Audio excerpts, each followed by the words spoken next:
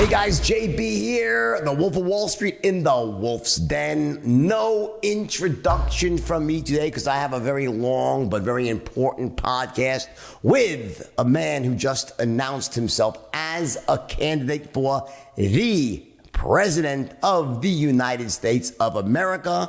His name is Brock Pierce. And he's got some interesting views. I give him a bit of a hard time in this interview. No duck walk for Brock here. I call him out on some stuff, but also we agree on some stuff as well. Genuinely a nice guy. I want you to decide for yourself what you think. We will hear from Brock Pierce in just a second after this word from our sponsor, namely me. And we'll be right back after that. This is a perfect time now to take a brief pause here, and I'm going to give everybody here a gift. I'm going to give everybody here free access to the introduction and the first training module to the formalized straight line certification program. This is a system that I sell for $5,000 here to individuals, to large corporations, medium-sized corporations as well, right? It's a very robust, interactive training with quizzes and exams. It's ultimately a diploma-based course that changes people's lives. But I figure what I'll do here is like 12 or 13 modules, but I'm going to give everybody, this is not one of those free things where I say, and you have to enter your credit card, and I hope you don't then forget to cancel. No. I'm talking really free. I'm going to just simply give you a link, and you sign up for it, and you get access to the introduction, then the first training module, which is the 5 core elements of the straight line, cracking the code for sales and influence. This alone will change your existence. Just understanding what has to go into getting someone to buy from you. And again, there's no obligation. You're not putting a credit card in. You have to just enter your information here. And then after you're done, once you've gone through this, if you want to keep going, then we could have a conversation about you picking up with the rest of the training. But this first part of it is free. My gift to you. All right, let me give you the link. The link is jordanbelfort.com, simple, right? /bonus, bonus. So after you're done listening to this podcast, go to jordanbelfort.com that's a /bonus, bonus, and you'll be on a page. You enter your information, and that will give you access to this incredibly robust training. You're going to get the introduction and the first module, which includes the quizzes, the exercises. And I promise you that when you're done with this first module, you're going to be blown away.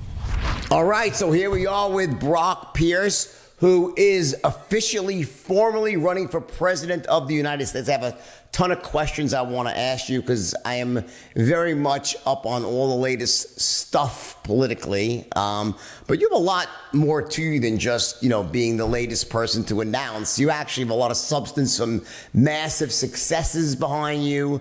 And also you have this ability to somehow take these wacky ideas and make them really successful. Like these kind of off-base things. For example, before we get into the presidential stuff, like you made a ton of money, like mining something or other for video games, right? Why don't you explain how you made this money in the video game world? It really intrigues me. Yeah, so I'm the byproduct of video games to some extent. I grew up as a child with the first gaming systems like your Pong, your Atari, your Bally, your Segas, the initial Nintendos, the Game Boys, and pretty much I played every game I could possibly get my hands on as a kid. And so in the late 90s, the internet allowed us to have networked games where you could play with lots of people. And these games were designed to be virtual worlds, and they were persistent in nature. And so unlike video games where you're playing by yourself, you're playing with lots of people, and these worlds just continue to live on. And so the intangible assets, the digital currency and the digital items that you would collect started to have value, because some people had, call it expendable income, and some people lacked discretionary time, and a market emerged. So if you were playing the games too much, you might have more inventory than you needed, and you would sell that inventory to someone that maybe didn't have as much time but had expendable income. And so I became a market maker in these virtual worlds. And so at the time, it was kind of a crazy idea, because I was one of the earliest people figuring this out. And the eureka moment for me was recognizing that just because something was intangible didn't make it any less valuable. I mean, I just remember the conversations with people. I'm like, I sell digital gold in video games. They're like, why in the world would anyone want to buy digital gold in a game that doesn't have any value, or you can't touch it, you can't see it? And I'm like, well, human behavior wherever we are, whether it be in the analog world that we live in, or inside of a fantasy world like World of Warcraft.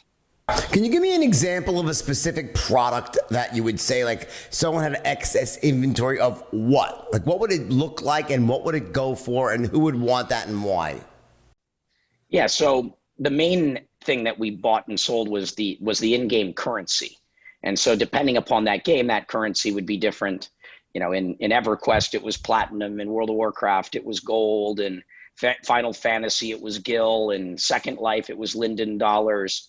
And so in these games, it was like foreign exchange. In the same way that we have lots of real currency in the world, we essentially were creating currency pairs and saying that a World of Warcraft gold piece has this exchange rate with US dollars, for example, and euros and Chinese yuan. And so we made those markets. And in the same way that if you play golf, you might want to have good golf clubs. And so you would buy that digital currency so that you could buy a better sword, perhaps in a fantasy world, so that you could slay that dragon or whatever it might be. And if that's how you choose to spend your discretionary time, that virtual sword might be just as important to you as, that set of new clubs. And that's where you choose to spend your money, because that's your hobby. That's what you do. And so that's essentially the market we made. And it turned out to be a much bigger business than most anyone could imagine. Gaming obviously took off in a very big way. And one of the problems we had is there was more demand for digital currency in these games than there was supply we could get our hands on. And so I moved over to China when I was 21 years old to teach the Chinese that they could play video games professionally, to mine digital currency, and that they could make more money playing games than they could as a doctor, or a lawyer potentially at that time. And that obviously took off in a very big way with that value proposition. And so we built up a supply chain of about 400,000 people, principally in China, that would play these games professionally to essentially mine the digital currency, which then we would sell to whomever needed it all over the world. And so became a big market. I think we were Google's largest advertiser for a brief moment in time. We were PayPal's largest merchant for a few years. We were instrumental in launching Alipay. We drove them most of their initial customers. And so we ultimately learned a lot about cross-border payments. We learned a lot about payment systems, and we processed, I think, over $10 billion of transactions, real dollar transactions, not funny money, not video game money. But that was what we were essentially exchanging at the time. So it's interesting, this kind of parallel that, so you were looking for producers so that consumers could have something to consume. So you went to China and you found your producers of digital currency / products, and then the U.S. consumed it. What does that make you think about the situation today, where the U.S. seems to be on the ass end of a production-consumer relationship with China, where they produce, we consume, wealth leaves our country, goes to China? What would you do as president of the United States? Do you think it's a problem, number one, and what would you do about it? Yeah, we definitely need to do more to preserve American jobs, not just for the benefit of the American people and having jobs, but also for reasons of national security. I mean, COVID-19 has clearly brought that to the forefront. We've offshored most of our pharmaceutical manufacturing, and if we need medicine, depending upon what's going on in the world, we could find ourselves without. I'm a huge proponent of bringing back, call it critical jobs to the US, so at least we have that capacity here and present, because there may be a time where it's necessary. Historically, the main market where the US was producing pharmaceutical drugs was in Puerto Rico, which is where I live and where I spend most of my time. And so I hope we bring a lot of those manufacturing jobs, highly skilled labor, back to the US, principally in Puerto Rico. If you look at places like Detroit, where you've got incredible infrastructure for manufacturing, what are these 21st century jobs and 21st century industries that we want to bring here and make sure that we have those skills resident. One example of that, and I'm really glad that we're doing it, is semiconductors, the chips that we use in all of our electronic devices. Those things historically have all been being produced in Taiwan, China, and South Korea principally, all in one geographical region. What if for some reason trade or supply was cut off? We would very quickly find ourselves ill-equipped to make any of the modern things that our world run on. And so forming partnerships with Samsung, with TSMC, and bringing those jobs and that capacity to the US, I think is mission critical. And so I think that we need to be doing a lot more to create jobs in the US, retain jobs in the US. And it's not just for the welfare and benefit of the American people, but in difficult times, making sure that we have everything we need locally. And that includes PPE right now, making sure that we can make masks and the sanitary things necessary to protect us from viruses. Do you think that there are certain groups of people that you can point the finger of blame on? For example, politicians, certain consultants that advised U.S. companies to, take all our manufacturing, a great portion of it, and move it to places like China. Are the politicians to blame that the situation we're in? Is this a natural evolution of a society that succeeded, and essentially the next step is consumerism and not production? What happened? What went wrong? And who's to blame? Well, it was economic incentives at its core. When you could produce a product for less money, across our border or in another country, business people, boards of directors and management companies at large businesses recognized they could produce more profit in the short term. And one of the problems that we have in the US vis-a-vis China, for example, is long-term planning. We're willing to produce, to have greater income next year. We're going to do things that will long-term affect that business 10 years from now. And that short-term thinking, that short-term mindset of how do I produce the best quarterly results, even if it's at the expense of the business's long-term enterprise value or terminal value, we need a lot more long-term thinking. And that's another thing we see right now. Most of our largest companies are hooked on corporate debt in a way where our businesses are not sustainable. I mean, America in general has a debt problem. From our education system and young people being embroiled in debt, using their credit cards to buy things they don't need, not fully realizing the long-term impact it's going to have on their lives. But our corporations should know better. Our boards and management companies should be ready for rainy days and not, basically have 3 months of cash or under a year of cash, which is the vast majority of our businesses. That's a systemic risk to our entire economy. Making sure that you're prepared and you're resilient for difficult times, which are invariably going to happen. When you talk about management companies, you're referring to companies like McKinsey consultants? Is that what you're talking about? Well, I mean, the management of the companies, but sure. I mean, the McKinseys of the world, are like the insurance policy. They come in, they get paid to basically say, yeah, what you're doing is right. That way, if something goes wrong in the future, you're like, but McKinsey said it was smart. And you save your job and your career in the process. And so, I mean, it's a problem that's pervasive throughout the system. And it does come down to trade deals and making sure that what we're doing is in the best interest of everyone. But we also do need to make sure that we're taking care of ourselves. If your own house is in order, you can't really do a good job of taking care of anyone else. It's like putting that mask on the plane, take care of yourself first, then take care of others.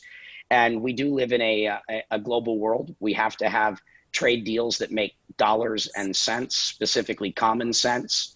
And I do subscribe to this concept of abundance. I don't think for me to win, you have to lose. We can do deals that make sense for everybody, where both parties can win. As they often say in business, a great deal is one that's done and both parties leave the table a little unhappy. When you talk about, we live in a global world, right? How much of this, though, do you think this is caused by a globalist, not just a globalist mentality of politicians in the U.S.? Like there's this real big push-pull here against globalists and nationalists. And from what I see, it looks like we've been basically sold down the river by globalists on Wall Street and in politics that have sacrificed the long-term health of the country for, as you said correctly, short-term profits, although it's not so much even that they would look at it that way. I think they're looking at it as that the U.S. really is no different than the sort of one world philosophy, that what's good for the whole world is good for everyone. And it seems like the policies that were in place, whether they be monetary policies, trade policies, open borders, was all about this globalist mentality. And suddenly you turn around and you see the United States on the precipice of I wouldn't say death, but of a very difficult situation here where we're no longer really the global leader, or at least the sole global leader. I think the world functions best when there is one global leader. What do you think? Yeah, I mean, I think that is the problem, that and it's pervasive throughout the system, and we all need to be mindful of it. And I think that there's a middle ground. I think the nationalist mentality of making sure that we have a solid foundation and a solid economy and all of the things that are necessary. Yes, that nationalistic perspective is important, but we do live in a global world. We share one planet, and we need to have good relations with everyone, and we need to do our best to make sure that everyone is benefiting. And the reason why America was on top of the world for a long time is we were the biggest beneficiary of the Industrial Revolution and coming out of World War II, Bretton Woods, and the decision to make the US dollar the global reserve currency. We were major beneficiaries of, call it, all of that innovation and those decisions that were made. And with time, clearly the advantages that we had are things that everybody else is now has. And of course, it's not so much that America is falling, it's more that the rest of the world is catching up. And that's an inevitability. And learning how to navigate, an ever-changing world is something that we got to do. And I think there's a middle ground. We share a planet together, and we need to make sure that we're being mindful of the entire planet, while at the same time making sure that we're doing what is necessary for us to thrive as a nation. But do you think that while the world may be rising, do you think there were decisions made by politicians that caused the U.S. to do some falling? To me, I look at the U.S., I don't believe the U.S. has been rising. I think the U.S. has been falling while the rest of the world is rising. Not the whole world, but certain other countries, as a direct result of the policies that were put in place by the people running this country that allowed this to happen. Or you don't think that? I'm just my point of view. I'm not saying it's right. It's my belief. No, I agree with you. I mean, who are our policymakers, right?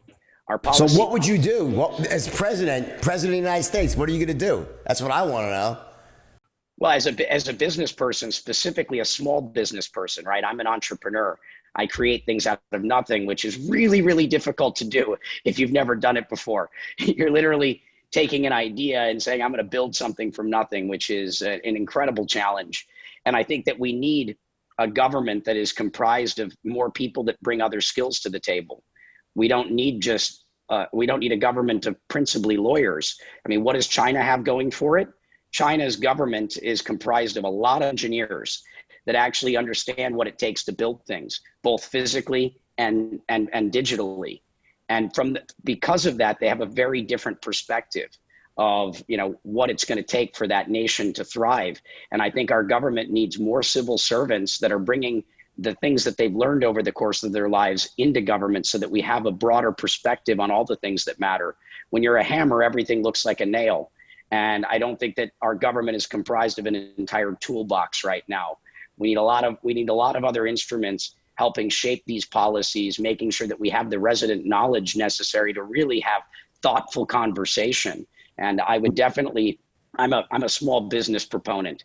I'm a big believer that entrepreneurs are responsible for the innovation that's made this nation great. And I believe that it's innovators, dreamers, entrepreneurs, small business people, again, that are going to build the products and services that get us out of this mess. See, I don't think we have a functioning government right now. I don't think we really actually have one. It does look that way. And that's a real big issue. I think the problem is right now is the two-party system has proven not to work. it doesn't work. For whatever, it does not work. What we have right now are, and I've been watching it happen for my entire life, slowly gets worse, more and more polarized. When I was a kid growing up, the Democrats and the Republicans were two sides of the same coin. And it started even before Obama, but it was really started with Obama.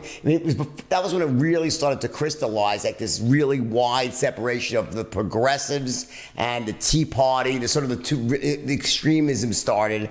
And what I see now is that we just don't have the ability to do anything as a country. We are locked in. Everything is on the Democratic side, is to be undermine Trump. Let's make sure that it's okay to sacrifice the health and wealth and success of this country in order to get Trump out of office. If we have to go into a recession, destroy everything, burn it to the ground to get him out of office, that's what has to get done. And I'm not saying the Republicans are any better, by the way. I think that when Obama was in office, they did everything they could to try to undermine Obama and his policies to make sure that he couldn't get credit for anything. It's almost like praying the other side fails so you can get back at the power. It's more about who is in power and ideologies about things like abortion and things about the Constitution. Listen, I'm very fiscally conservative. I'm very socially liberal, like I think most smart people. At least that's what I think. I don't judge anyone. Similar. Right? I think most enlightened people feel that way. But, the issue I see is that I've kind of lost faith. I think the two-party system is completely, it's bankrupt at this point. It's corrupt, it's bankrupt, it's rotten to the core. And I'm not quite sure that what a president can do at this point, because, you could hate Trump or you could love Trump, but one thing that you have to agree, and the guy was never given a chance. I mean, there's things he does that I really don't like very much, but either way, the guy never had a chance. What do you think? What's wrong with the government? And how do you fix this? Well, I think that you're correct in terms of what we've seen unfold. And that is that our nation is becoming further and further divided. The left is becoming more left, the right is becoming more right. And we can't even engage in conversation anymore. It's like truly us against them. And both sides hold the other side in contempt. Whenever you hold someone in contempt, you're not even able to listen. You can't even hear what the other party is saying. And I just pray that we find ourselves in a place again where we can sit down and have conversations with people that we disagree with. We have to be willing to come to the table. We have to be willing to engage in that conversation, even if we disagree with people. And hopefully we learn something through that process. And at a minimum, we can start to better understand where that party is coming from, why they have their perspective. And through that process, hopefully we can find some middle ground. And so the reason I'm running for president of the United States of America is not for me specifically, but to create a movement that will bring more moderates, more bridge builders, people to the table that have the potential to reunite our nation. And it doesn't take many of us. Think about in 2022, if a bunch of people similar to myself were to run for Congress and Senate, you only need a handful of seats in Congress and a couple of seats in the Senate, and all of a sudden you become the swing vote. It'll force the left and the right to work through you. And it actually can act as a magnet that starts to bring us back together again so that we can have conversations that will allow us to go forward, because the path forward isn't left or right. It's moving forward together. We are in this together, and somehow we've forgotten that. Our future, we are joined at the hip, whether we like it or not. The future is going to affect all of us, and we have to make the best future possible. You're president of the United States, right? Hey, let's say you had all the power. You could make these decisions. What would you do? I'm going to give you some scenarios. If you could wave a magic wand, would you enforce strict term limits for everybody in both Senate and in House of Representatives? Yes or no? Yes. If I had a magic wand, yes. Okay, I understand that the problem with the presidency is you don't have a magic wand, but I want to know where you stand. So it was up to you. Do you think term limits the lack of term limits is an utter disaster for the country? Yeah, I mean, I look back to our, founding fathers in the beginning of this nation, and no professional politicians. Yeah, you don't stay in government for life. You go out in the world, you do things, you develop skills. And if you've been successful in developing those skills to the point that you can basically sacrifice some aspect of your life as a civil servant, you go do a tour of duty, or two, you add as much value to the nation as you possibly can, and then you go home and go back to doing whatever it was you were doing, possibly retire, whatever it might be. And I think the founding fathers had that right. I don't think that being a career politician should be a career path. Okay. What would you do about the question of the Green New Deal? What do you think about that? Would you say stop talking about insanity, or would you say no, let's make the world green? So the term Green New Deal is there's a lot of stuff in that has nothing to do with making the world green. So let's just talk about the name and the concept. I do believe that Mother Earth is kind of the mother of us all, and let's take good care of this planet that provides us all with life. and it's not about saying climate change and X, Y, or Z. I don't want to get into the debate of, how much of this is man-made versus not. But I do think that we should be good stewards in the same way that we like to live in a clean house. Let's try and live in a clean world and make sure that for future generations that we're handing things over as good stewards. Let's try and I could not mindful. agree more with you. I agree with you 1,000%. That this is nothing to do. The mistake here is that everyone keeps focusing on climate change, and it doesn't matter. What does that have to do with wanting to make the world clean, green, and not shit where you eat, basically, right? That's the idea. I'm all for that. That's common sense. Don't shit where you eat. The question is, though, here's the question.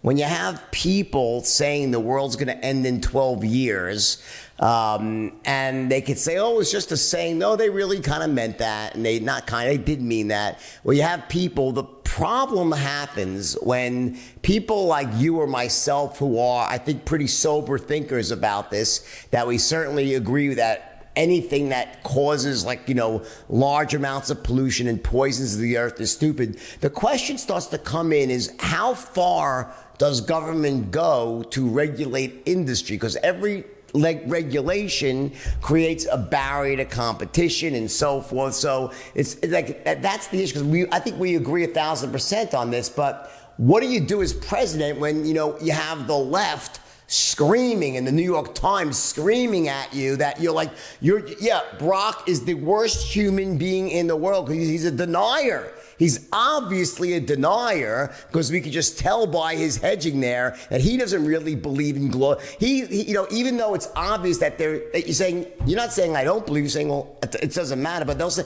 that makes you a denier. And as a denier, you're an evil, terrible person that is going to destroy the planet. And how do you defend against that? What do you say to that? Well, I'm not a denier. What I am is someone that makes data-driven decisions. And we have insufficient data to conclusively say anything because we haven't had sensors all over the planet for thousands of years. We're taking little bits of information and trying to extrapolate from that. Ice core samples, right? So I know that that's a losing argument, right? It's I can have my opinion and you're going to have your opinion. So instead, what I try to do is elevate the conversation, right? I try to take us out of the weeds. Let's go up a bit to the macro perspective, which is just being good stewards. I can't win an argument with insufficient data and prove I'm right. So I'm not going to try. Instead, I'm going to talk philosophically about what is the right thing to do. Back to don't shit where you eat sort of concept. And so I think that, and I think most people, when you take a step back and have that higher level conversation, it's harder to argue with it, right? Bring it back into people's homes in a way that they can, that they can relate to. Do you think Trump was right to bow out of the Accords and everyone flipped out? Do you think he was right about that? I'm not sure. I think that perhaps a better way of doing that might have been saying, I think that the existing agreements that we've made are no longer adequate and they're not serving their intended purpose. There's the law of unintended consequences.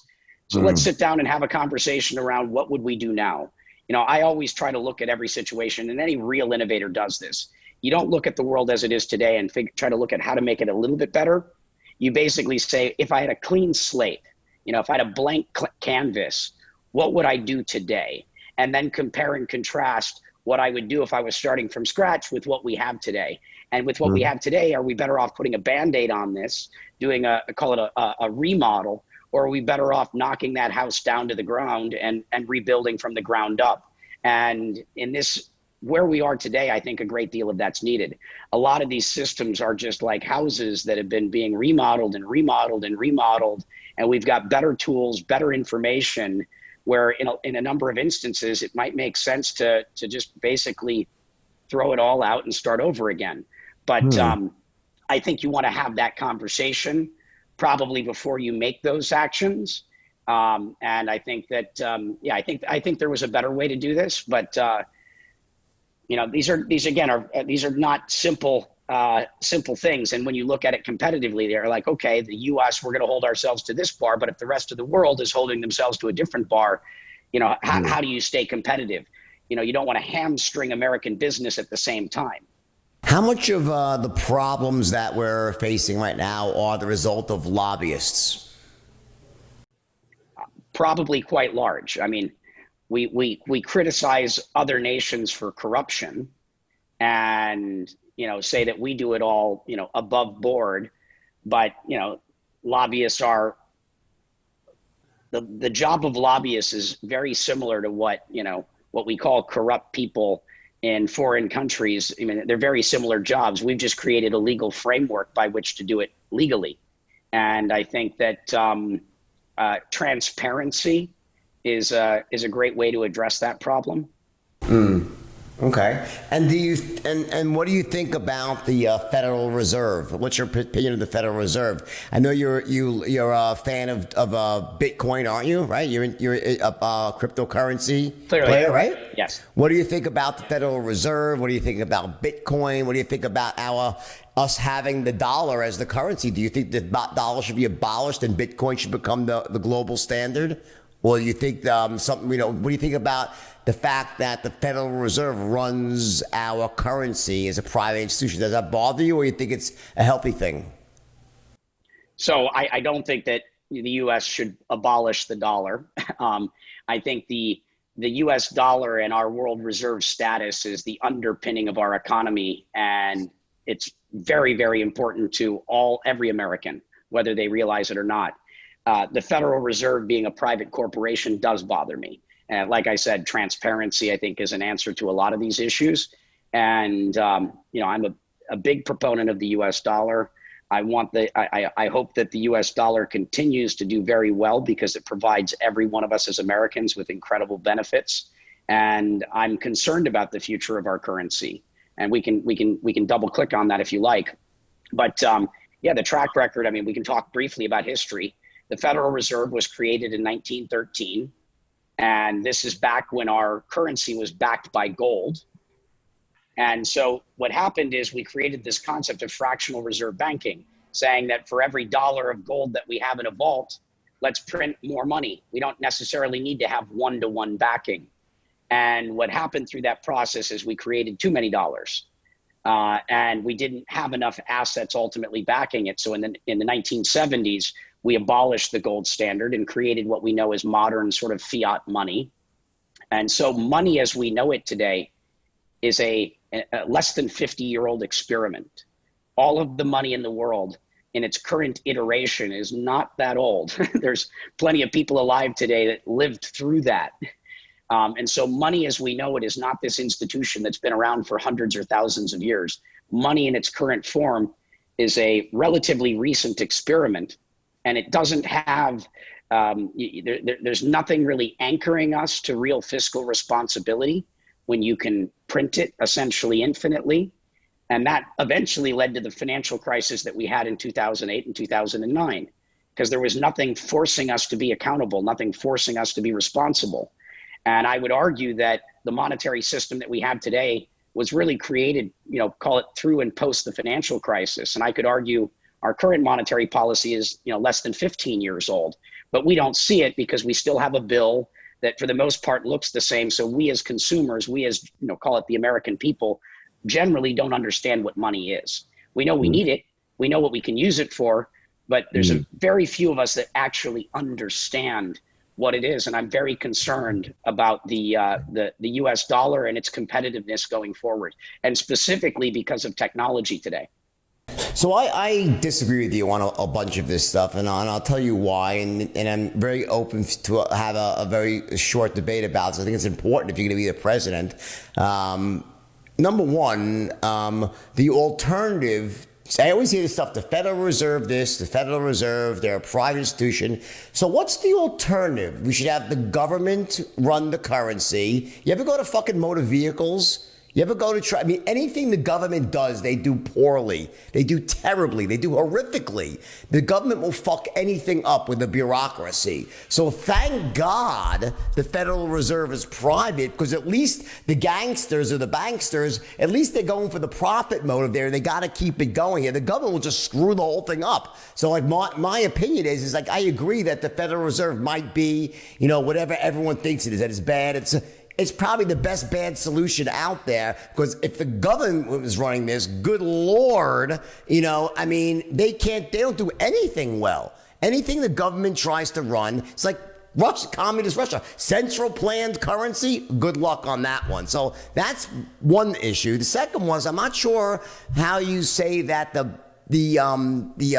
crisis in 2008 was caused by a floating or fractional reserve system or fiat money. What it was caused by was a bunch of fraudulent rating agencies that just basically did shit that should have thrown them all in prison for life. They basically corrupted the entire system because there's supposed to be someone saying, oh yeah, good, bad, awful, and instead they were taking bribes to say great when it was shit. So like, if you look back, everybody had something to part to blame. Homeowners buying homes they knew they could never really afford, but then justify by saying, well, but they're giving me the money, and Wall Street being corrupt, and saying, hey, if Iceland and Greece are stupid enough to buy this stuff, let's sell it to them, right? Everyone has to blame, but I'm not sure how fiat money is to blame. Well, so I didn't say that the Federal Reserve is bad. No, fiat money. I said about the fiat money. Okay, yeah. Yeah. I'll try to touch on each of the points. And so I understand I agree with you that if the government was directly managing it based upon its historic track record, things may be a lot worse. I think what I said, and I think what is actually most important, is some degree of transparency and some degree of accountability. Really having to answer for what you're doing and why. It doesn't mean that the government needs to run it, but bringing transparency and a little bit more light to that situation could conceivably be helpful. And even in the 2008-2009 crisis, if we had better information, we would have been able to see it coming. John Paulson and plenty of others people saw that collapse of the system coming. How come our government didn't do a better job of seeing it coming? How come we were not better aware of that? And I think with greater accountability and better information, it would have been obvious to a lot more people. And so this is back to transparency and better accountability. As we have better information, we have better foresight. And with that foresight, we can see problems before they arise. And we perhaps could have mitigated some of that damage by having caught it earlier, by having seen it earlier. Yeah, I think the issue is they did catch it, but Goldman Sachs and other large banks wanted to keep the shell game going long enough to get out of their core positions. And that's why nothing was done, because when everyone realized the shit had hit the fan, they needed time to make sure that most of the shit got dumped in countries like Iceland, Greece, and whatnot. And rather they hold the bogus instruments than we hold the bogus instruments. And I think I wrote a book, and I wrote a book about this way before the crisis happened. I predicted it to like exactly. Now, granted, I have a pretty good insight into banking fraud, but this was like a case of just pure fraud. It was like just massive and utter unrelenting fraud by the bankers and the rating agencies and, the mortgage brokers who taught people to lie on their applications, and the underwriters who were paid extra money to look the other way, all the way up to the guys that package the stuff on Wall Street. You can go, and then to the guys that wrote the insurance policies at AIG and blah, blah, blah. Everyone had something to blame here. But I guess my point is, when I look at that as the problem, for that was just obviously massive corruption by the people in power. I don't think it was transparency. We had all the information except for the fact that, no one could say that, okay, well, the rating agencies, without the rating agencies, it could have never happened. They were the ones that allowed this to happen, basically. And I don't think any of them got punished for it. So, and I guess getting back to you, though, what would you do, though? I want to know, because you have and I appreciate you're an entrepreneur. You're a forward thinker. What do you do? It's easy for me to be critical. I'm not saying I have a solution. I wonder if you have a solution. Yeah. So one of the things, because just to touch on before answering that, is, government had a hand in this as well, with Fannie Mae and Freddie Mac, basically allowing that whole, the mortgage brokers all the way up to the banks to package deals, knowing they could sell garbage essentially to the government. And so when you created a perverse incentive, this is why you really have to understand incentive structures. Anytime you create a misalignment of incentives, which is you can make a lot of money selling garbage, there's going to be enterprising people that are going to basically package garbage and sell it essentially to the government. And so the government had a hand in that by creating a misalignment of incentives. One of the things that I think could be done in the context of currency, and certainly improve the well-being of every American. One of the companies I co-founded is a thing called Tether. And so Tether, the idea was to put the US dollar on the blockchain to give it the same attributes and capabilities as Bitcoin. And the reason for creating that was I saw that eventually central banks and treasury departments would say, oh, technology could be a tool to enhance our jobs, right? A tool that could improve our currency. And so I went around the world talking about this idea, teaching governments around about this idea, educating policymakers, speaking to the public, recognizing that that would likely happen one day. Technology is going to impact everything. Tether by itself, I think, was also a very successful experiment in the sense that there's about $10 trillion a year of transactions being done with it, which means there's demand for such a thing. And so what we have happening now is governments like China and other governments recognize that this idea had merit. They started experimenting with this concept about 3 years ago, and China is on the verge right now of launching a digital yuan. So if you go down to Latin America, if you're in Venezuela right now, the people of Venezuela do not want their local currency. They do not want the bolivar. It's essentially a failed currency. What do they all want? They want US dollars. That's true in places like Argentina and others. Similar in Africa, Southeast Asia. And so right now there's a tremendous amount of demand for dollars for a variety of reasons all over the world. Once there is a digital yuan that is more accessible, I could conceive of a time in the not too distant future where people in all of these places would prefer to have a digital yuan. And I think the US dollar has to stay competitive with foreign currencies. If foreign governments are going to upgrade their currencies and make them digital, I think the US government, I think that we need to be doing something similar with our dollar. Do exactly what Tether has essentially done, but it should be being done at the Treasury and Federal Reserve level.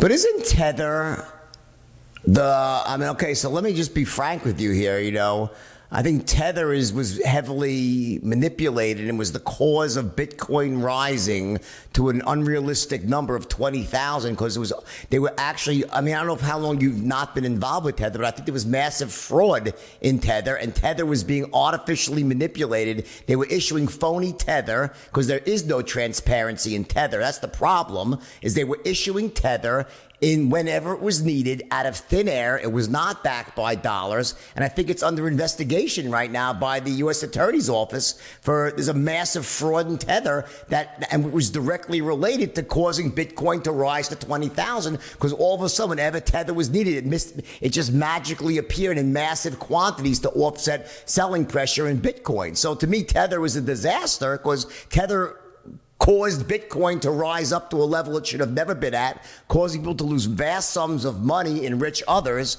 And on the China front with the digital yuan, I think the most dangerous thing in the world is a cryptocurrency managed by China, where a social credit score can literally, oh, we don't like you, there goes your cryptocurrency right out of your wallet in the instant of a stroke. China said that I think I had Beatles on my podcast last week, and you know him, right? Great guy, and he said crypto can either be the greatest savior of the world or the biggest disaster ever in the wrong hands, because once you have a cryptocurrency and people are on that, what's to stop the Chinese government from saying, you're a bad actor, you said this, we're going to take back your currency in a stroke now, and everything can be done literally in a microsecond, and you have no way. There's no running, no hiding now, because there's total transparency in blockchain for one guy, who the central government now. So a central government-backed blockchain in the wrong hands is an utter disaster. So yeah, maybe people that are desperate in Venezuela will use a digital yuan. I don't think anyone else in their right mind would ever use a digital yuan, when every single person that lives in China is desperately trying to get their money out of China into dollars right now, because no one wants Chinese yuan there, because the government can take it from you at any moment. There's all these businesses around the world that are all structured about how to launder money out of China through phony real estate deals, buying second houses, third house. I know, I see them all over the world, because people are desperate to get their money out of China. So to me, a digital yuan I mean, who would use it? Venezuela? I don't know. What are your thoughts on the one on Tether? Is that wrong what I said about Tether? It was not artificially manipulated? So I was one of the founders of Tether in 2014. In 2015, me and my partners owned 60% of the business.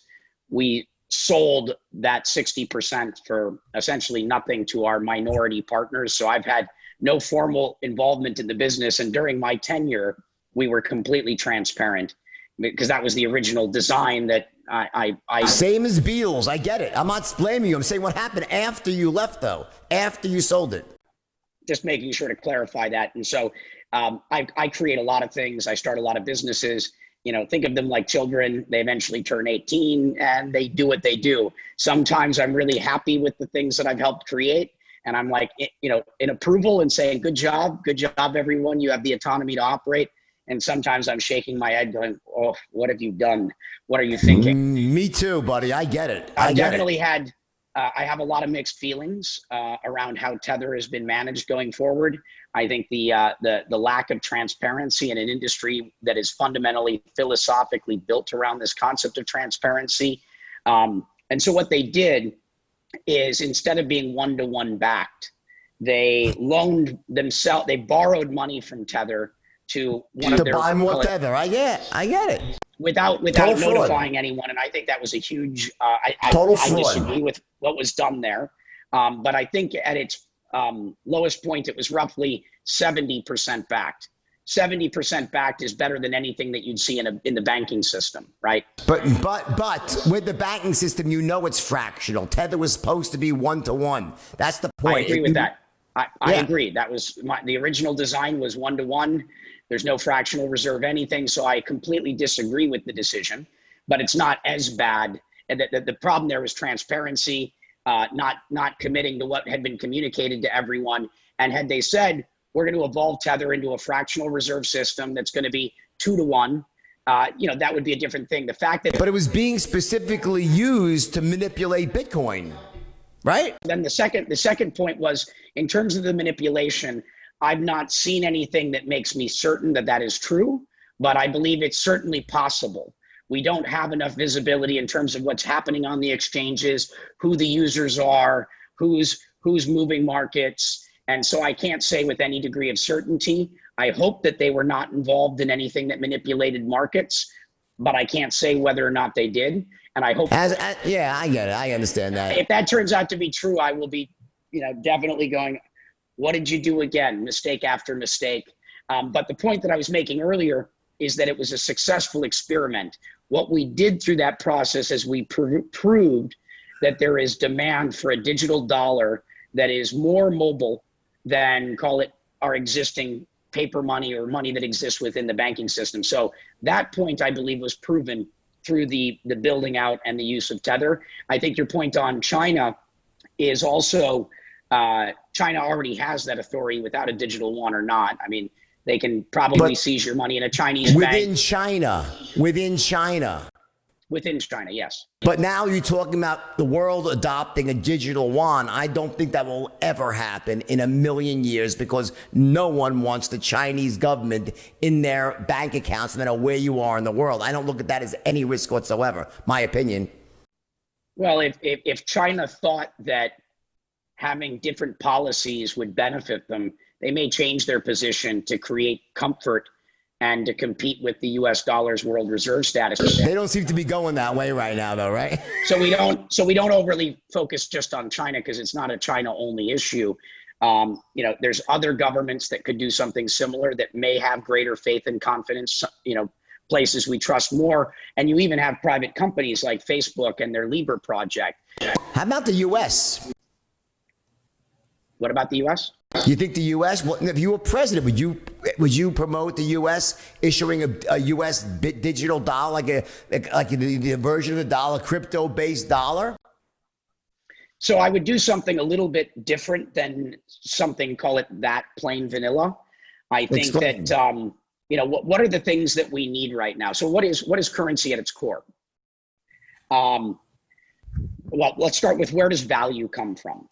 Value in the world is derived through consensus, because two or more people agree something has value, it starts to have value. And obviously the more people that share that view, the more real that value becomes, the more liquid that market becomes. And so to some extent, currency and its value is a faith-based system. It's because we trust it and we all agree it has value, therefore it does, which means it's very important that people trust that system. It's very important that we continue to have faith in our currency and that we continue to believe. And so I think it's very important that we do things to ensure the confidence in our currency. Clearly, having massive, massive amounts of debt in the US is a threat to that system. We need to be more fiscally responsible so the rest of the world can continue to have confidence in our currency. And I think that we're continually doing things to undermine that confidence. And I think that there's more that we can do to give everyone, the rest of the world, confidence. And that provides us with our ability to borrow money. And so how can we make sure that our bonds can continue to be sold? I'm very concerned about the state of the world right now. And I'm very concerned about the US's long-term ability to borrow. And so I think we need to be sending all of the right messages to the world that we've got our act together. We know what we're doing, and we're not going to run this thing off a cliff. We're not going to just print money infinitely. And I'm very concerned. It's not just here. I mean, the whole world through COVID, I believe, has printed, central banks have basically injected over $75 trillion.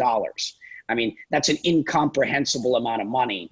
And I understand why everyone's doing it. But for me personally, it's undermining my confidence in the system. Would you have done that or no? What would you have done? What would you have done? Well, we had to do something. Obviously, we're going through, I don't think you can do nothing. But I think in terms of stimulus, what I would have done differently is let's create three buckets. We gave money to the people, we gave money to small businesses, and we gave money to big businesses.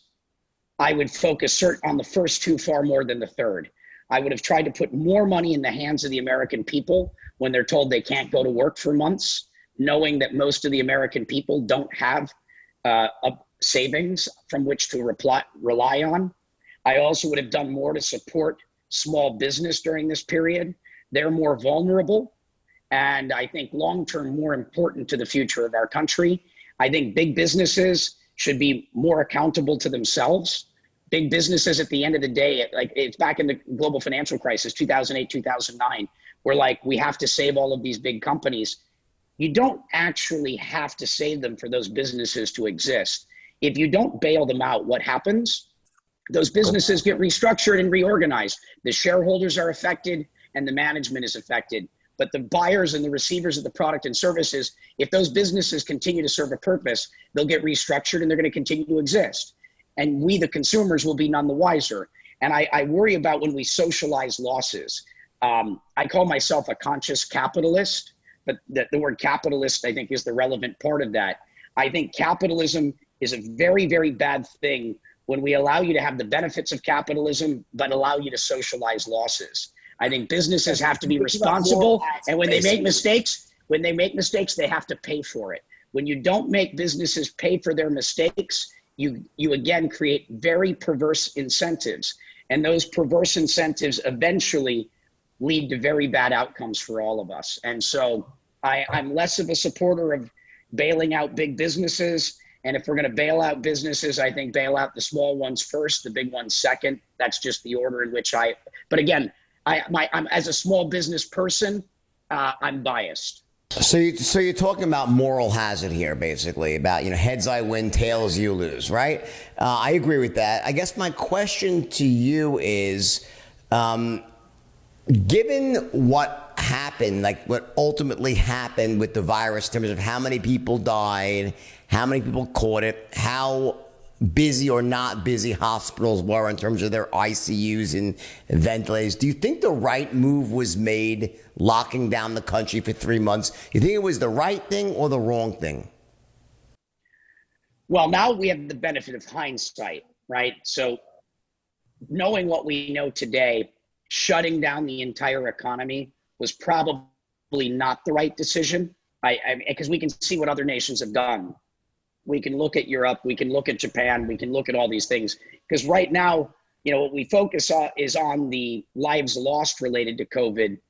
We're not often talking about the real economic impact that's going to have and the long-term impact that's going to have in terms of joblessness, unemployment, businesses failing. The carnage that's going to come out of this is something we're going to feel for a very long time. And it's affected a lot of lives permanently. When a business shuts down, it's like a band breaking up. You can't just say, okay, the band's coming back together again. It's actually very difficult when you shut something down to turn it back on.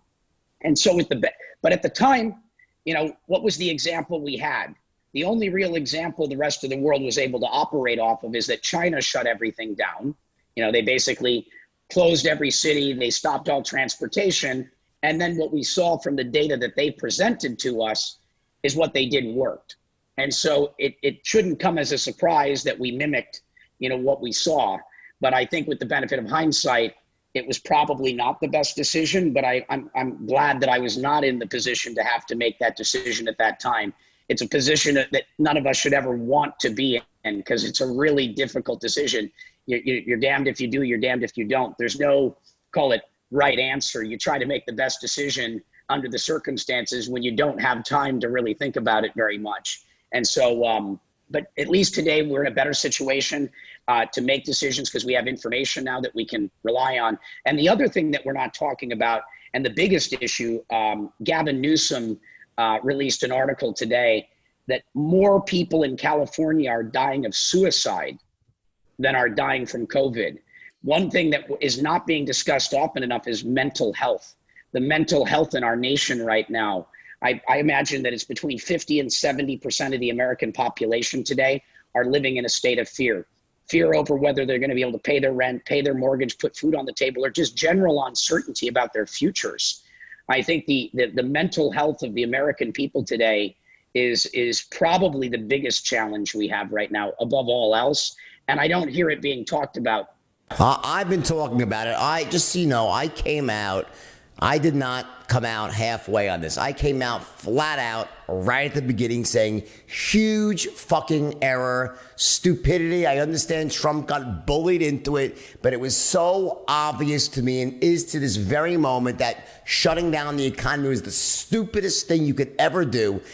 In foresight, hindsight, at the moment, it never made any sense to me. It was literally, to me, asinine, because all that was going to happen is you're going to kick the can. As soon as you tried to open it back up, you'd have the same thing. One thing that they would have said, okay, we're shutting the country down because we're waiting because there's a vaccine a few months away or a new drug a few months away. No, it was supposed to be to flatten some curve, not to overwhelm hospitals. Yet hospitals were never overwhelmed, and they're still not overwhelmed. People say the ICUs are filling up. It's bullshit. It's not true. If there's any place where actually there was not enough capacity. The U.S. has the ability to send FEMA there and put up tents in 24 to 48 hours with enough ventilators to handle the overflow. So to shut down an economy when this is a disease that primarily is extremely dangerous for older people and immune compromised. They knew that from the beginning.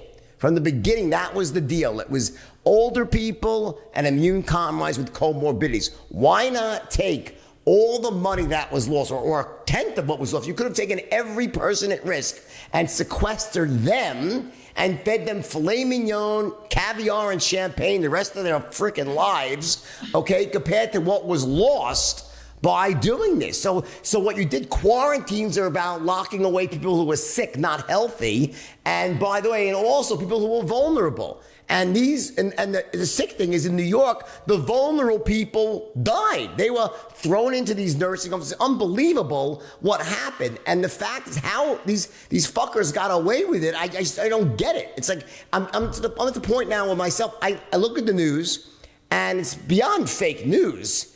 It's just pure propaganda. New York Times is pure propaganda.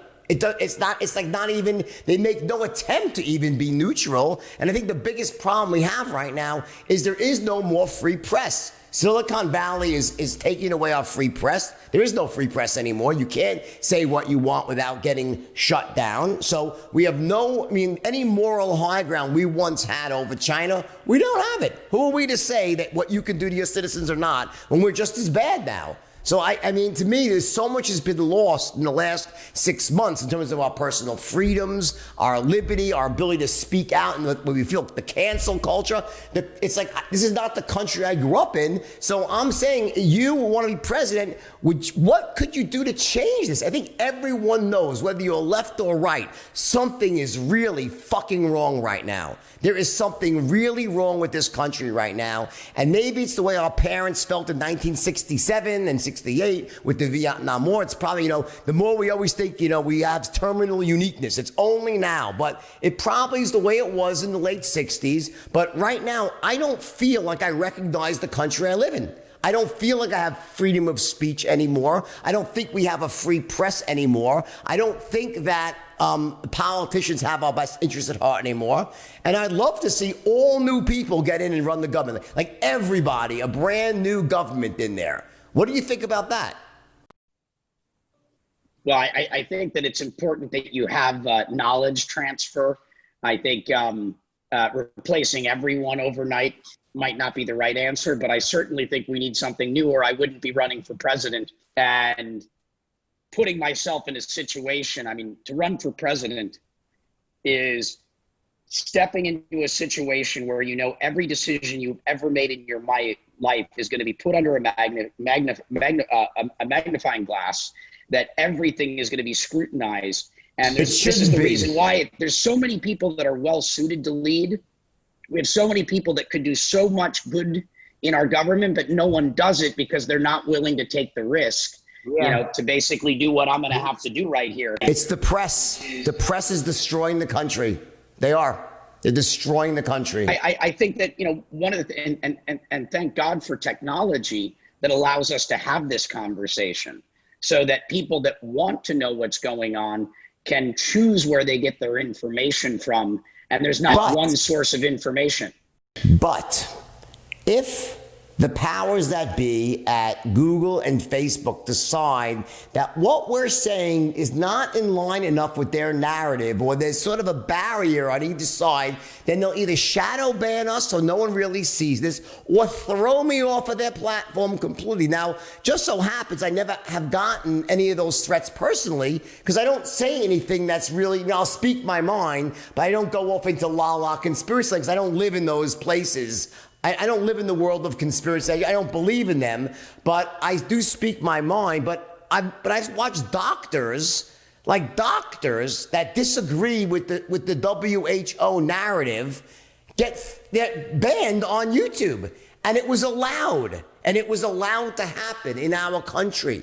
No one in the government stepped in and said, no, this is a line that has to be drawn. I had another friend of mine in London who had some guy named David Icke, I don't know, on his podcast. And David Icke said some stuff that the powers that be deemed objectionable, and they banned my friend, his podcast. They threw him off of YouTube or suspended him, and he's a really rational, sane guy.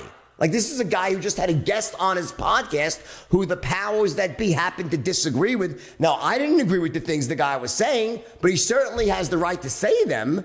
I don't understand how this is being allowed to happen. It's like, to me, these big tech companies are utilities. They're not private companies. They should be nationalized. They should be controlled very strictly, like the way utilities are controlled. Because it's like you have the highways. Who owns the highways? You know what? The governments own the highways. So again, I'm a capitalist, but the internet and search, this is now our information. It's how we actually communicate. This cannot be allowed to be controlled by a handful of people in Silicon Valley. It's insane. Insane. So I think, this is now we're into what is my core, and what you're referring to is big tech.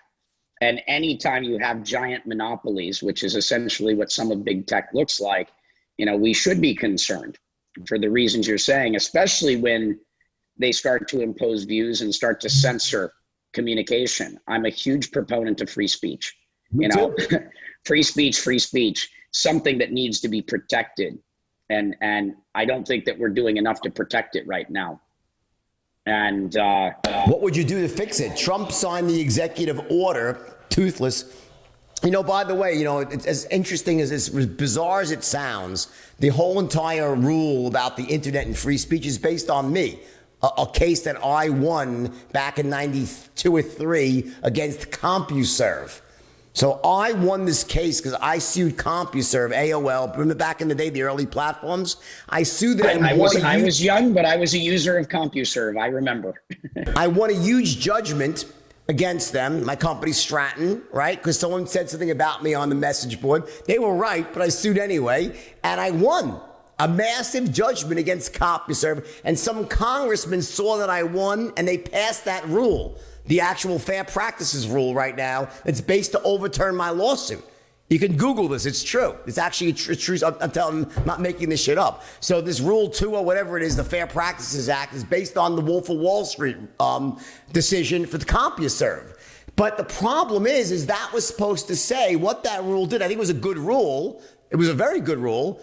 And a good law. It said that platforms are not responsible for what people say on them. So it allowed these companies like Facebook and Twitter to exist by saying, hey, we have the platform. We're not responsible for what people say. But now they are being they're becoming editors. So now they're publishers. They're no longer platforms. You can't hide behind the law of being a platform when you are also saying this is outside our standards. If they call community standards, it's a bunch of fucking nonsense. It's very obvious what's going on, that there's certain dogma and doctrine that they think is right.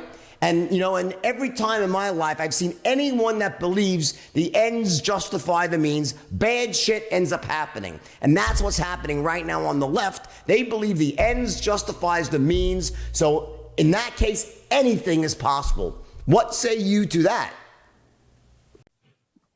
I agree with the points that you're making. If you want to be a platform, you have to be a platform. The minute you start becoming an editor, you become a publisher. And I think that these big tech companies need to make a decision of what they want to be. And it's choose. You can be a platform and not censor, or you can be a publisher and be an editor. And why is it being allowed? Pick one side of the fence. Why is it being allowed? I think the biggest problem is that our government is not comprised of people that really understand technology. And that we need people in leadership that actually understand these issues, that actually have spent time working in these industries, that know it intimately and know the problems that can arise from it. If we want to build a 21st century economy, it's not going to be with 18th century tools or 19th century tools or even 20th century tools for the most part. The 21st century economy that we can all benefit greatly from is going to be built with 21st century tools. And we need people in positions in our government that understand these tools because they are tools, simply that. Tools can be used for good, tools can be used for bad. I believe that technology should be a tool that is here to enhance our lives. And if technology enhances our lives, it's because we have people that understand it and making sure that we make decisions that ensure it. But you can't ensure that technology is going to enhance our lives if you don't understand it. Who are the top 3 people right now in either the Senate or the House that you believe are solid citizens, representatives that are really people that you might not always agree with them, but you really respect the way they act and the way they try to carry on the mantle? Who would those top 3 be? I guess a good question, and I would like to make sure, because I'm nonpartisan. Doesn't matter what, I mean, that's what I'm saying. I'm not saying about what their beliefs are. You could disagree with some of their beliefs, but you believe they're actually doing what they're not, under the influence of something else or acting in a way that's simply like the things that I think are red flags are people that make decisions just to retain their office, that are not acting in the best interest of their constituents, that are doing things with, the ends justifies means. Like, is there a few people that you really think are that you're proud that they're in Congress? Well, I'll talk about. I had dinner with Ron Paul right before the lockdown. I mean, that's a man who speaks his truth, right? He speaks his truth. He is not modifying his message to tell you what you want to hear. He believes in what he's talking about, and he doesn't waver from it. Not saying I agree with all of his views. That's a good example. A good example. I would agree with you. Well, you make a good point, which is, people that are willing to say whatever they need to say to stay in power. I am a huge proponent of we should never be compromising our integrity.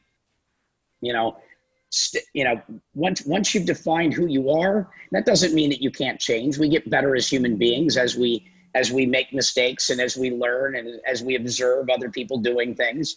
What I think today could be different tomorrow based upon new information, new knowledge, new experiences.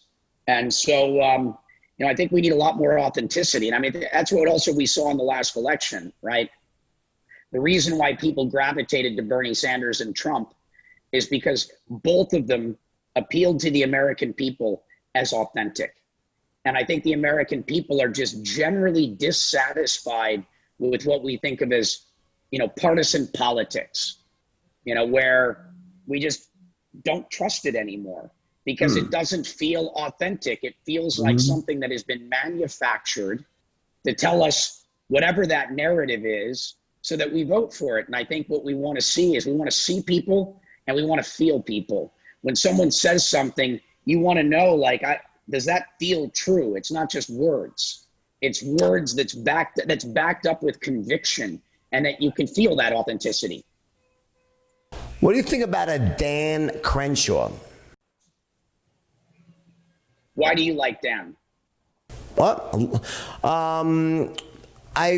Every time I've heard him say something publicly, he came off as being 100% authentic, sober, non-reactionary, and a great leader. And anyone that can make it through BUD/S training and be a Navy SEAL, motherfucker, you got to be smart as shit, tough as shit, and a man of your word that has very high standards. So by default, the fact that he is all that, and I've heard him speak the way he's spoken when he's been attacked, when the press has tried to create a cancel culture around him with a comedian, and he actually took the high road. Everything I've seen of him, he's taken the high road. I don't know all his politics, but I would bet I agree with a lot of what he stands for. Just guessing. That's my opinion. Well, but that's the characteristics, right, that we want in our leaders. We don't always have to agree on the decisions or the views that they have, but it's like, who is that a person that, their word means something? If they say they're going to do something, they're going to do it. And if for some reason they don't, they will explain why they didn't and why they failed for whatever reason.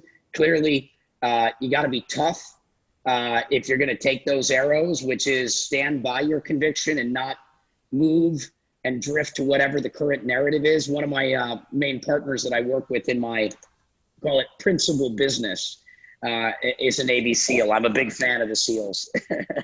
And having a background, having, come from service, right? I mean, the one thing that I love about everyone that's former military, is that's some real training, and where you're conceivably putting your life on the line. You're conceivably prepared to die in service. Once you've had that sort of imprinted into your character, and I'm not saying I agree with everything that our military does, and that's more of a leadership issue than it is a people issue. I am a huge fan of everybody that has served in our military, and thank them for their service, willing to die and put their life on the line to protect all of us. I mean, it's a beautiful thing that people sign up for that type of mission. Anybody outside Ron Paul you can think of, or is that the only one? In terms of character, it's a good question, because the reason why I think we're agreeing on these two names is it's not so much about the policy, right? It's back to character. And I question a lot of the characters that we have in government. You're a lost the characters. It's back to principles and values. I'm generally distrusting, but again, not to blame What do you think about Black Lives Matter? What's your opinion on that? Well, I think it's important, and certainly something that should be discussed. I mean, there's a real problem. This George Floyd isn't a one-time incident. This is something that's been happening for a long time. So this is something that's been building up and building up and building up, that comes out of inequality and injustice. And, under these circumstances, it was a perfect storm for something to explode. And there's a bunch of things that, when I look at this, I take away. We do have inequality in our country. We do have injustice in our country. And the question is, what are we going to do about it? Normally we just brush it under the rug. BLM has brought it to the forefront of the conversation, and I pray that this is a catalyst for real change. Have you seen some of the things they're asking for? Yeah, I mean, it's definitely a very this is what happens when the pendulum swings, right? When the dam breaks. When the dam breaks, it's going to become a giant mess. But as the dust settles, right, what's ultimately going to be the thing that comes out of it? And hopefully it's a catalyst for some needed change. Justice. Well, I mean, listen, I'm making a point. What people, I can't fault them, because if I was negotiating, I certainly would ask for more than I expected. In other words, I mean, like, it's a good. Yeah. Like, I don't. Yeah, as a negotiator, you ask for everything in the kitchen sink, and then you see where you end up. Maybe they're more like Donald Trump. They read The Art of the Deal, the world's greatest negotiator, right?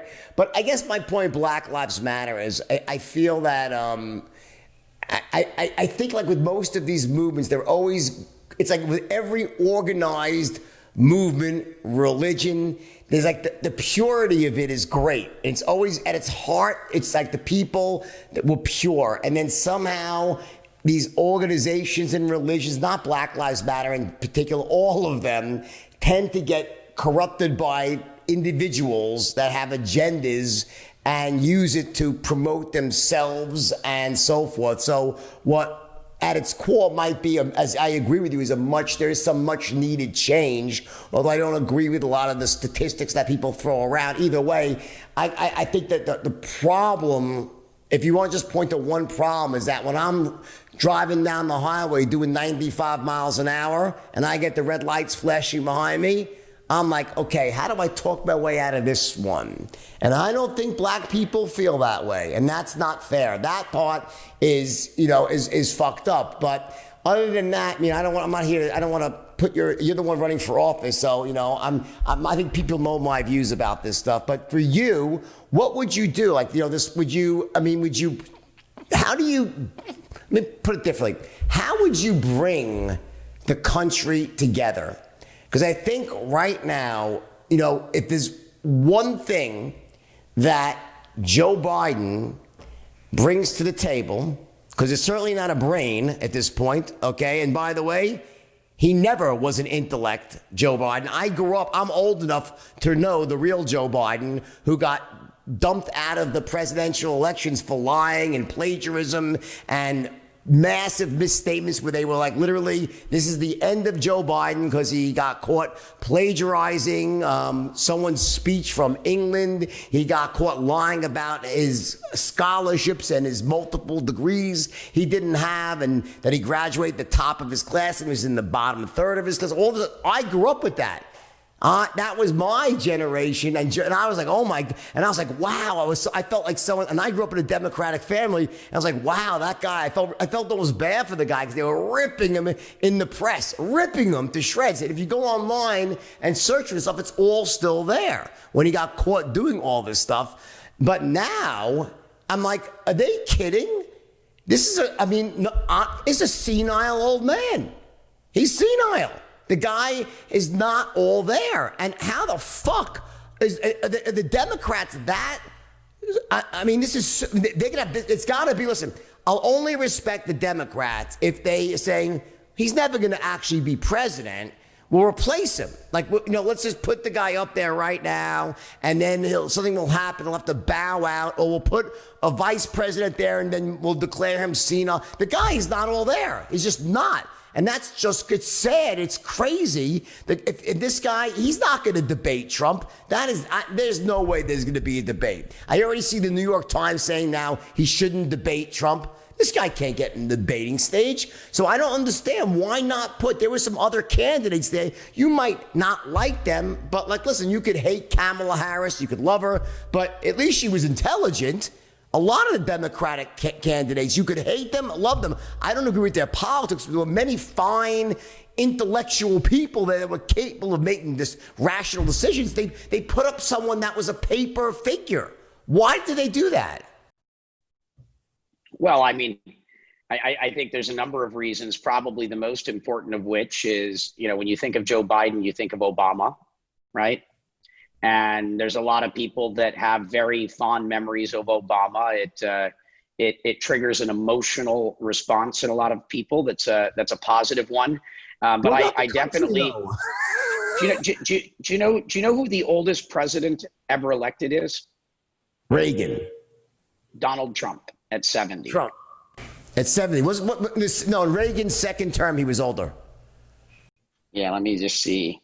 When you Google it. Reagan's second term is all. He was older. Yeah, may have been maybe in first time. Reagan may have been his second election. But here's the thing, though. I don't think it's about age. My mother is 88 years old, and she's fucking sharp as a whip. My mother is like, she's like unbelievable. My dad, may he rest in peace. He's brilliant in his 60s and 70s. Maybe at 80, he was starting to slip. It's an individual thing, so it's not about age. I didn't say that because he's old, Joe Biden shouldn't be president. I think in age is wisdom. So you could have great wisdom, but I believe, though, he's not mentally, whatever happened, a mild stroke, dementia, pre-Alzheimer's, maybe Alzheimer's already, there's something wrong there. And by the way, Reagan was the same way. Reagan was not all there at the end. After he was shot, he was never the same since he was shot. But the thing is, there's so much more transparency now, and you almost can't run, can't hide these days or anything. But he wasn't like, Biden is like, I'm frightened. I'm absolutely frightened that they would do this. I'm just wondering, does it bother you or no? Maybe it's just me. Well, I'm if I wasn't frightened, you wouldn't be running. I wouldn't be running. I am gravely concerned about the state of our nation and our future. What's wrong with Donald Trump? Do you think there's something wrong with him why is he not popular? He did a great job with the economy, didn't he? You have to admit that. Give the guy some credit. The guy was amazing. There's Trump has done some very good things. We haven't been in any wars, right? What's wrong with him? Why does everyone hate him? There's something wrong with all of us. I'm by no means perfect, right? The question is, Let me You want to restate know, that. like when you get into business with someone, you want to know their strengths and faults. My question, I meant that, my tone out is, what's wrong with, like, what is, I'm not saying there is something wrong. I'm saying, what's so wrong with the guy? What is it that irks people so? What is it? Because if you look at his actual record, we haven't been in any wars. He's had a booming economy. What is it that rubs people the wrong way so much? What do you think it is? I mean, I think it depends on, it's different for different people, right? I think that part of it might be that he isn't as eloquent a speaker as they thought Obama was, right? And so some people just may not like the way he speaks. Clearly, some people just don't like the way he looks. Some people may not like, how he's, become a very successful sort of Twitter troll, which I think the fact that he understands technology and is using it successfully is probably a positive thing. But I think it depends on each person, right? Different people may not like someone for different reasons. And I would hope that in all instances that we judge people by their actions and their results more than perhaps the way that they look, their ethnicity, anything, their gender. We should actually judge people by their merit. I would hope that we could do a better job of that in general. You think there's any truth to the fact that the reason Donald Trump is hated so much by the mainstream media, and hence because of that, they turn the public against him? There's definitely that happening. Is it because he represents a threat, an existential threat to the establishment in the deep state? He's an outsider. He was not a party person. Do you think that's what it is? And I'm just asking that. I'm not saying I do. I'm wondering what you think about that. I think that that's probably a big part of it. And, one of the things that Donald Trump did, his winning this election, that election has forever changed the landscape of politics in our country. Our political system was controlled by a duopoly of, two partisan groups that were very much an establishment, and you needed to be blessed by the establishment to become president of the United States. And Donald Trump broke that system. Somehow he broke through that ceiling that was there to prevent anyone like him from being president of the United States. And if that had not happened, I wouldn't be running today. What happened with Donald Trump winning that election is it means that any of us could become president. Interesting. So, and I think that's a huge threat to the establishment, a huge threat. They had absolute control, and things are now out of control. And if you were in control, you're obviously not going to like the fact that control is slipping out of your hands. Yeah, interesting. What do you think about Kanye West running for president? I think it's fantastic. I like Kanye West, by the way. I'm a fan. Intellectually, I think he's very brilliant. He's a brilliant guy, by the way.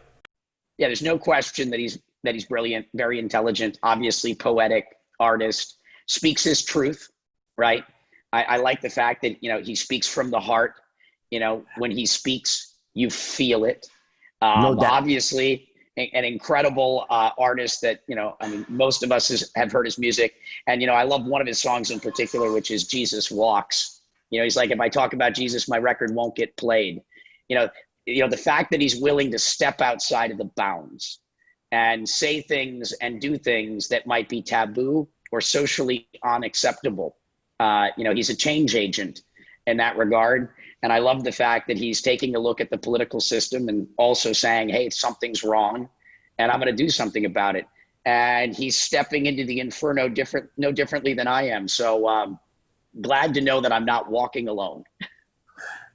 Yeah, that's true. And also, I have one last question for you. This is a big one. What are you going to do in your first 100 days in office if you win? I guess that's a question that I don't have a clear answer to, but I'll try and give you the best answer I can on the spot here. I think the most important thing is the message. The message is, policy is policy. But I think right now, again, our nation is divided. Our nation is divided of left, against right and vice versa. That division is there. And I think what we need to really be reminded of is we are in this together. And somehow that's been forgotten. And we've talked about it during this discussion. And that is that we care so much about being right, or we care so much about winning, that we're forgetting about what really matters, which is how do we go forward and how do we ensure the best future potential for all of us. And I think that our country needs to be reunited. We have to feel like, oh, we're out of power right now. What are we going to do to get ourselves back into power? Versus figuring out how to come together under whatever. The president is the president. Whether I like the president or not, they are my president. And what happened to it's like sports. You play the game, you win, you lose, you shake hands at the end. This is what we were all taught. And you go back and you train until 4 years later and you do it again. But, we're supposed to be good sports and recognize when we lose and do it gracefully. Where's the grace? Where's the, okay, here's the current situation. How are we going to train? How are we going to prepare? And how are we going to work with the present circumstances? The situation is what it is. How do we make the most of it? How do we make the most out of the present? Because every day we have an opportunity to do things. And what are we going to do? And are we doing things that are best for everyone? Or are we doing things that are just good for us? And I feel like we're in this together and we need to be caring about each other more. We need to be looking after each other more. There's so many existential threats that threaten our future right now. This is not the time to be fighting. This is the time to be uniting, under one banner, standing Who's firm. Vice President? Who's your vice presidential pick? Vice presidential candidate pick will be revealed soon. We will be making that.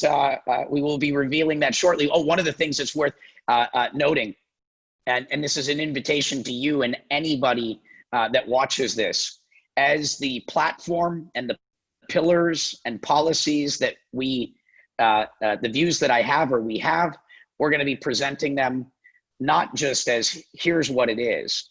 It's going to be done using technology in a way where I invite you to be a part of the process. It'll be a document that you can comment on, you can add to. This is an opportunity to really feel like you have a voice and your voice being heard and knowing that your voice counts. Technology has enabled us to be able to do such things. So let's use that as a way that everyone feels involved. One of the things I care a great deal about right now is people don't feel their voice is being heard. They don't feel their voice matters.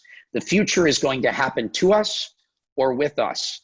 Get involved, be part of the process, specifically to Generation Z and the millennials who in general are opting out of this process.